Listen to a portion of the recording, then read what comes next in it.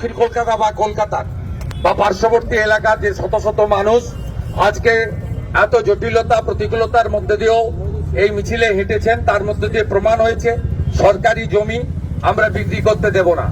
আলিপুরের জেলের জমি বেচেছেন, ডাম ডিপোর জমি ডক্টর বিধানচন্দ্র রায় সৃষ্টি সব বেচে দিয়েছেন, এবং পশু হসপিটাল যা সুবিখ্যাত হসপিটাল তার 250 কাঠা জমি আপনি বিক্রি করতে চলেছেন। তার বড় একটা অংশের টাকা আপনার পরিবারের ফান্ডে যাবে এবং আপনার দলের আগামী নির্বাচনে খরচ হবে। আমরা জানি, আমরা টাকা পয়সার মধ্যে ঢুকতে চাই না। এই ঐতিহ্যমণ্ডিত চিড়িয়াখানার জমি, পশু হসপিটাল, তার 250 কাঠা তো দূরের কথা, 1 ছটাক জমিও আমরা বেচতে দেব না।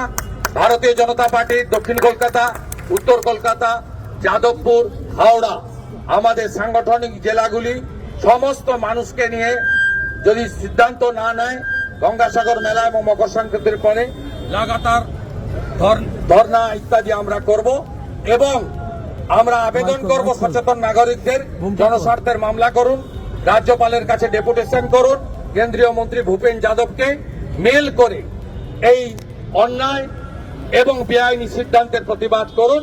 আমরা আপনাদের সাথে আছি।